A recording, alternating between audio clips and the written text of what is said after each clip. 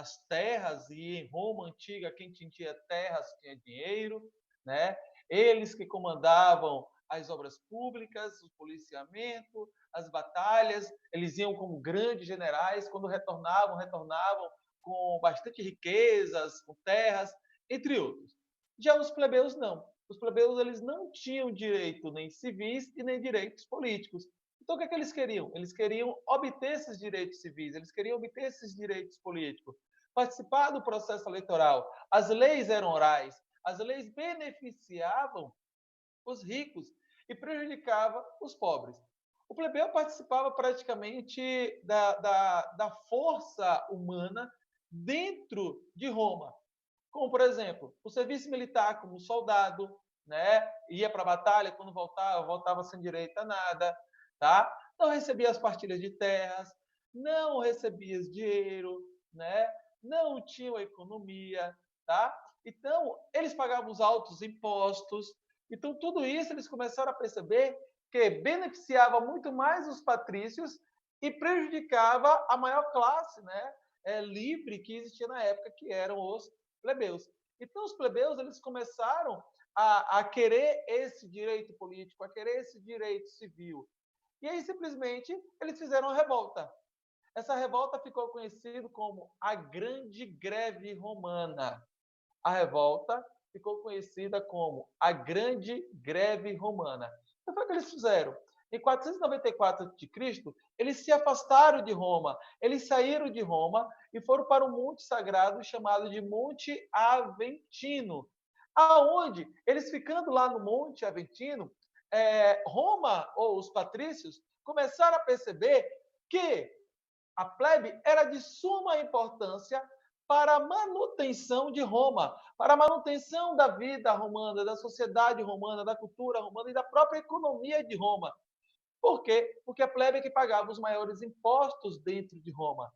Então, simplesmente, eles permitiram o retorno da plebe, né? Que eles pudessem retornar do Monte Aventino, e com isso, os plebeus eles teriam direito a fazer parte dos conselhos, tá? Lembra que nós falamos dos magistrados, dos cônsules civil e do cônsul militar? Dentro do cônsul civil é criado o tribuno da plebe. Nós temos os edis, os questores, os prestores, os censores, e agora nós temos os tribuno da plebe. É um cargo de cônsul civil para proteção, né, da parte interna de Roma. Só que tem um problema. Os outros tribunos, eles serviam para preparar leis, para fazer leis, certo? Só que o tribuno da plebe, ele vai servir somente para vetar as leis. Ele não vai ter o poder de criação de uma lei. Eles ficavam, só para vocês terem uma ideia, imagine aí, eles ficavam na porta do Senado. Se o Senado criasse uma lei que não agradasse a plebe, que não agradasse o tribuno da plebe, eles gritavam: eu veto. Então, essa lei criada pelos senadores, ela não iria para frente, porque simplesmente o tribuno da plebe vetaria essa lei. Esse era o único poder que os plebeus tinham até esse momento. Então, o tribuno da plebe ele vai servir para, inicialmente, vetar as leis feitas em Roma. Só que, mesmo assim, isso desagradava os plebeus. Mesmo assim, eles não ficaram satisfeitos. Por quê? Porque o Senado, porque os patrícios, né, as outras assembleias que nós vimos, elas faziam leis, e essas leis eram leis orais, e essas leis eram modificadas a cada momento para beneficiar a parte rica dos patrícios e prejudicar a parte pobre da sociedade romana, que eram os plebeus. Graças a isso, a plebe, né, ela simplesmente fez uma nova greve. Quando ela ameaçou essa nova greve, exigindo que as leis fossem escritas, elas ganharam não só o poder de ter as leis escritas, mas também elas ganharam o poder de fazer as suas próprias leis. E essas leis passaram a ser invioláveis, tá?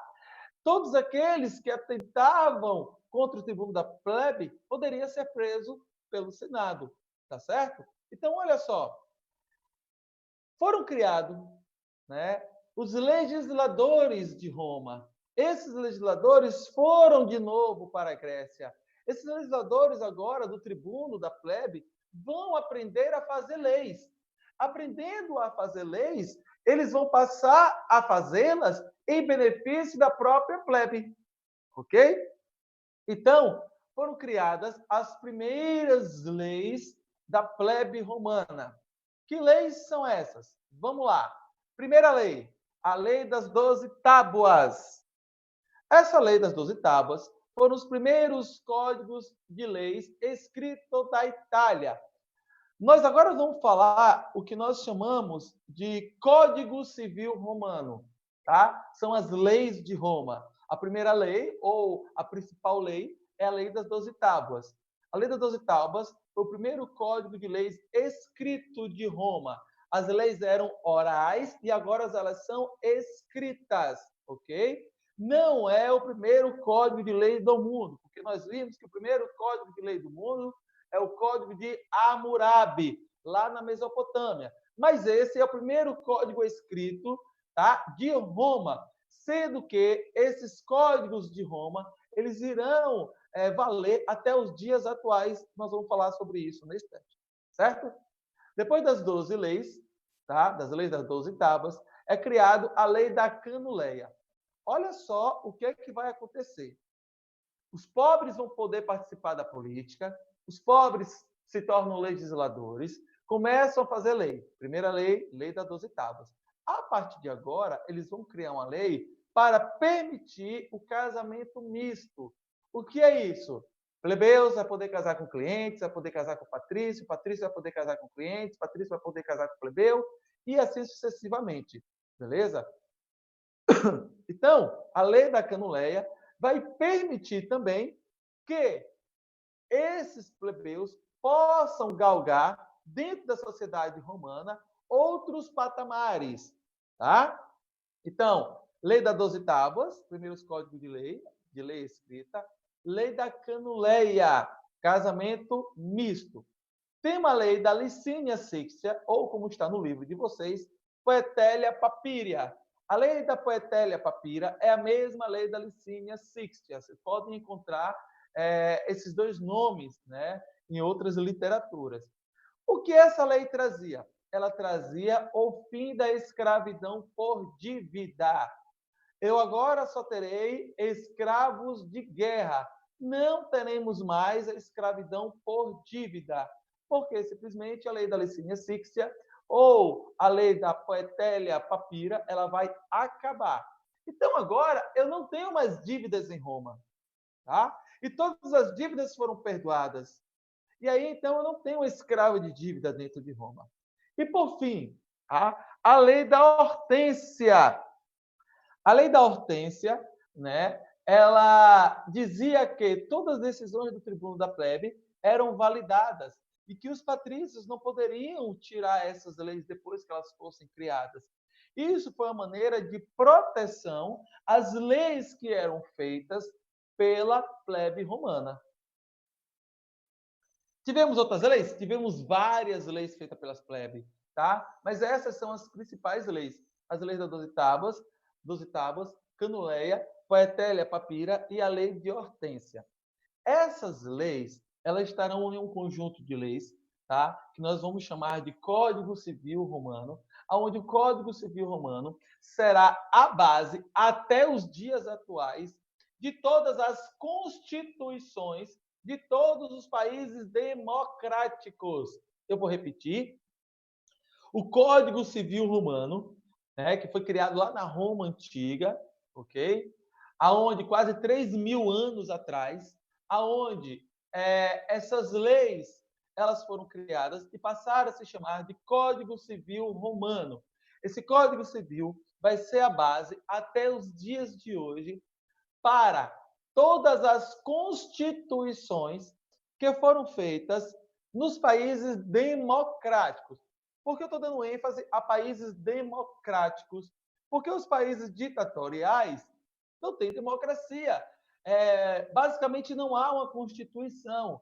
Tá? As leis, elas são para o poder absoluto.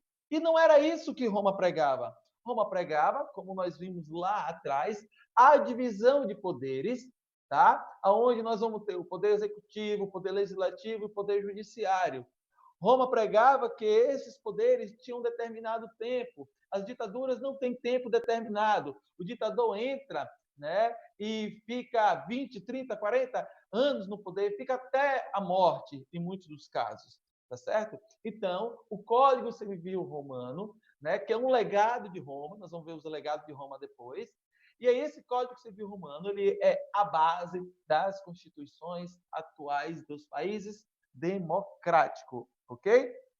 Então, graças a isso, tá? Nós agora temos uma nova sociedade, que são os plebeus ricos. Nós temos a plebe rica e a plebe pobre. Só que coloque uma coisa na cabeça de vocês: a plebe rica não se torna patrício. Patrício é patrício. Plebe rica é plebe rica. Até porque os patrícios, né, de sangue. Eu falei isso para vocês semana passada. Os patrícios, essa sociedade patrícia, ela é de sangue, ok? Já a plebe não era de sangue. Esse poder da plebe foi um poder conquistado, ok? Então, a partir desse momento, nós encerramos o módulo 12 e vamos iniciar o módulo 13. Alguma dúvida sobre essas leis, galera?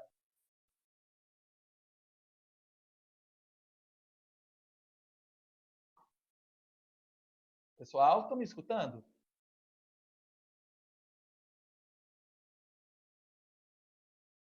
Alô? Alguém me escuta?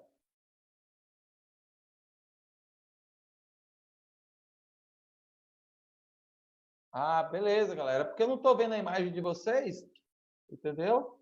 E aí, tudo ok. Beleza, então, Pedro. Beleza. Me dá esse feedback aí que vocês estão mudos e eu não estou vendo vocês.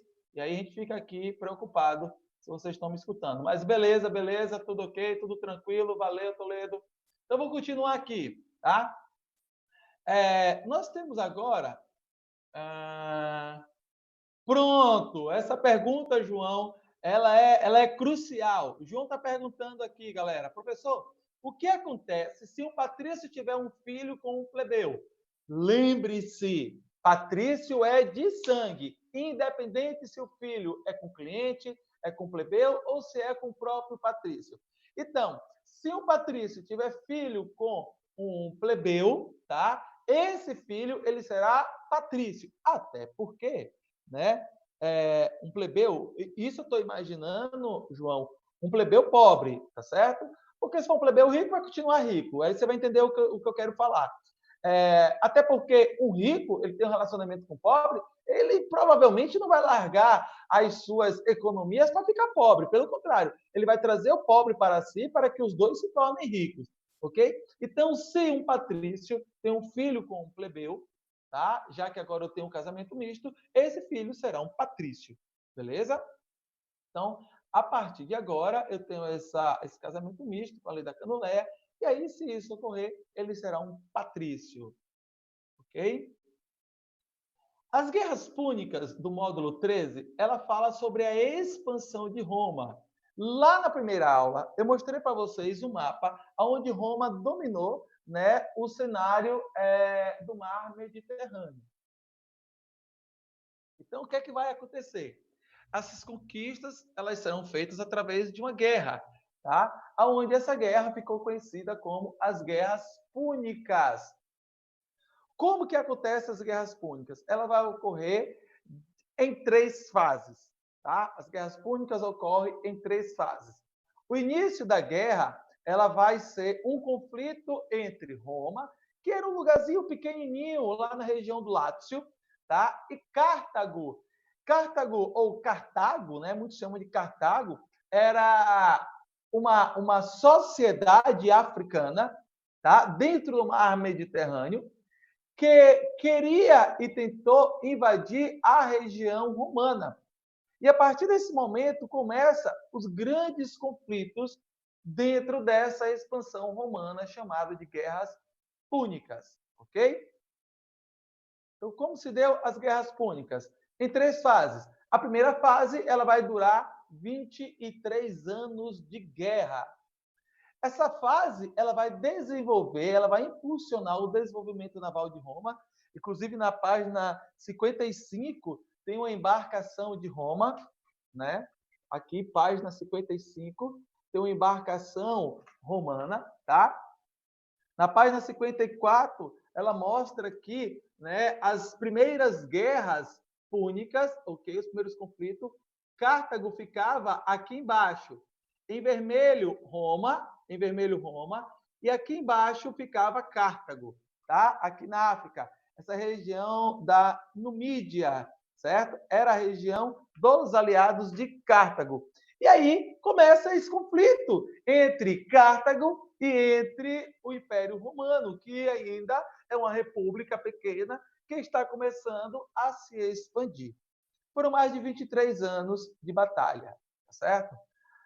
Até que Roma conquistou e anexou os seus territórios 3 regiões, que inclusive até hoje é região da Itália. Nós temos a Sicília, certo? Nós temos Córcega e nós temos Sardenha. Então, a Primeira Guerra Púnica, como conquista do Império Romano, eles anexaram a Sicília, Córcega e Sardenha. Beleza? Essa é a primeira fase, é a primeira parte da guerra. A partir desse momento, o que é que vai acontecer? Roma terá vários escravos de dívida. Beleza? Invade as regiões e anexa, né, essa sociedade à região romana. A Segunda Guerra Púnica, Roma vai derrotar o principal general de Cartago, Aníbal. Né? Aníbal venceu várias batalhas de Roma, contra Roma. Tá? Ele era cartaginês, né? Era um dos principais generais da época antiga. E a partir do momento que eles vencem Aníbal, eles passam, então, a entrar na África. E aí eles conquistam o norte da África e passam a conquistar também as colônias da Espanha. Apesar de ter colônias espanholas, mas não são as colônias espanholas na América, não. Pelo amor de Deus. Isso aí da América é a Idade Moderna, nós estamos na Idade Antiga. Tá? Nem era chamado de Espanha ainda, e sim de Espanha, com H, H-I-S, Espanha.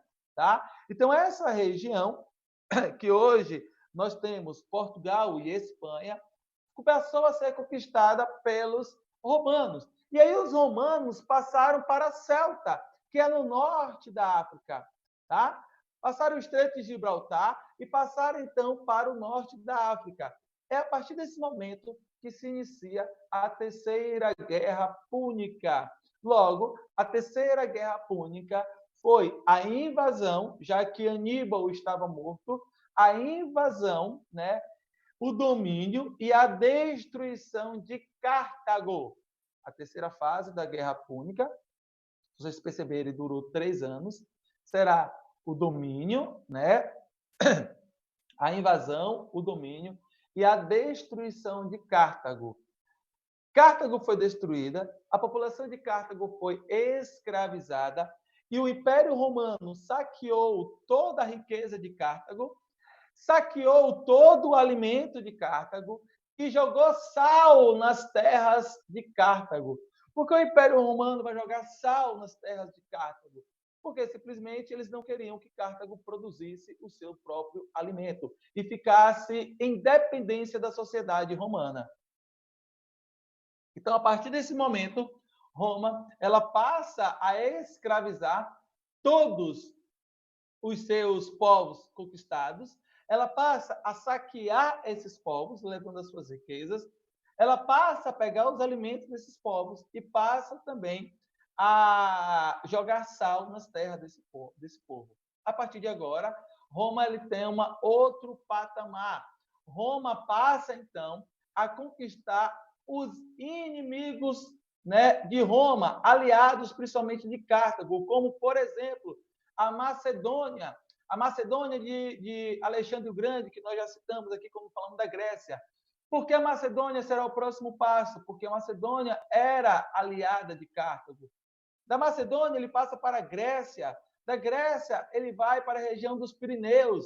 Da região dos Pirineus, ele passa para a região do Egito. Do Egito, ele vai para a região da Palestina, né, o Oriente Médio, e depois ele toma a Bretanha. A partir desse momento, Roma ele domina todo o mar Mediterrâneo. A partir do momento que ele domina o mar Mediterrâneo, Roma vai trazer várias conquistas, várias transformações na política, na economia, na sociedade, na cultura romana. Inclusive, a partir desse momento que passa a valer o que nós chamamos de cultura greco-romana, tá? A cultura da Grécia misturado com a cultura de Roma, junto com a cultura da Macedônia, junto com a cultura do Egito, mas principalmente a cultura greco-romana. É por isso que nós falamos que a cultura romana ela é muito parecida com a cultura grega. A religião romana ela vai ser parecida com a religião grega. Exemplo, Júpiter em Roma, Zeus na Grécia Antiga, tá? Vênus em Roma, Afrodite na Grécia Antiga. Eu estou falando sobre os deuses romanos, né? E colocando ele a sua margem, né? Na Grécia, como Poseidon na Grécia e Netuno em Roma, Hércules em Roma, Heracles na Grécia Antiga. Então, esses são os deuses romanos que nós vamos ver um pouco mais para frente, mas esses deuses romanos, eles são associados aos deuses gregos graças à expansão romana. A partir desse momento que Roma toma todo o mar Mediterrâneo, surge a expressão Mare Nostrum. Olha aí por que se chama de Mare Nostrum, porque tudo isso em vermelho é o Império Romano. Roma chegou a conquistar toda essa região. Essa imagem é o auge do Império Romano. Veja que nós temos a Espanha, como eu falei, a região das Gálias, né, que nós vamos falar mais para frente, o norte da África, né, aonde tinha Cartago, o Egito antigo, nós temos aí a região da Palestina, da Síria. Ontem foi domingo de Páscoa, e quando a Páscoa estava ocorrendo, veio a crucificação de Jesus Cristo e o Império Romano dominava, né, a região da Palestina. Nas próximas aulas nós vamos falar mais sobre isso. Então, o Império Romano dominava a região de Jerusalém, da Palestina, da Terra Sagrada, né? E aí nós temos a região aí da Grécia, ok? Até a região da Bretanha ou da Britânia, que hoje é a Inglaterra. Sim, Júlia. Júlia está perguntando, professor, você está falando sobre as conquistas do Império Romano, mas nessa época aí ainda era a República Romana? Sim. Esse processo, esse período, ele vai ocorrer tanto na República, tanto na parte imperial. Exemplo, a região das Gálias, né? Lá em cima, tá? A região das Gálias, ela já vai ser conquistada no final da República por Júlio César, beleza? A parte do Egito Antigo, ele vai ser conquistado na República, vai ser perdido na República, vai ser reconquistado na República. A parte da Bretanha, ela vai ser conquistada durante o Império, tá? A parte germânica vai ser conquistada na parte imperial. Então, nós temos tanto a República, vai se iniciar na República, mas ela vai se estender até o Império. E aí chega determinado momento que os povos da Roma Antiga irão perder territórios e irão também ganhar territórios, até o final de Roma. Ok? Então, está aqui o auge, né, de Roma, a maior parte de Roma, né, no auge do Império Romano. Isso aqui é o mar Mediterrâneo, que ficou conhecido como Mare Nostrum. A partir desse momento, tá, Roma ela passa a crescer, a se desenvolver, e aí ainda, né, Roma passa a ter vários problemas dentro do seu território. Tá? E aí, simplesmente, para diminuir esses problemas, que se torna uma crise econômica, porque pensa só o que, é que vai acontecer. Os patrícios, eles eram camponeses, eles que tinham terras. Eles vão deixar o campo, porque eles vão passar a conquistar as terras, e vão pegar as riquezas dessas terras, vão pegar o alimento dessas terras. Esses patrícios, eles entram na política de cabeça e abandonam as terras. Quando eles abandonam as terras, né, passa a faltar comida dentro de Roma. E aí começa a crise romana. Tá? Por que essa crise surge? Diminui os alimentos, aumenta o preço. A população pobre, ela começa a se estender, ok? Ela começa a crescer, essa população pobre. Então, a partir desse momento, surge uma crise econômica. Crise econômica leva à crise social. Crise social leva à crise política. Para diminuir essa crise econômica, tá, dentro da República, começa o que nós chamamos de pão e circo, né? É a política pão e circo, beleza? Aonde essa política ela era promovida para entreter a população e evitar os protestos. Inicialmente, eram promovidos espetáculos. Que espetáculos são esses? São peças de teatro, dramaturgia, ok? Poesias, o canto, tá? Eles iam para os anfiteatros cantar, falar, né, poesias, ok? E também eles iam para esses anfiteatros para fazer peças teatrais. E aí era dado pão, era dado trigo para que essa população pudesse sobreviver. Eu falei no início, né? O trigo era a base da alimentação romana, aonde os pães, as pizzas, né, vão ficar famosas graças a Roma. Apesar que a pizza não foi criada em Roma, ficou famosa em Roma, certo? Então, o trigo era a base da alimentação. Então, o governo, para diminuir esse protesto, dava o trigo, né, e dava entretenimento.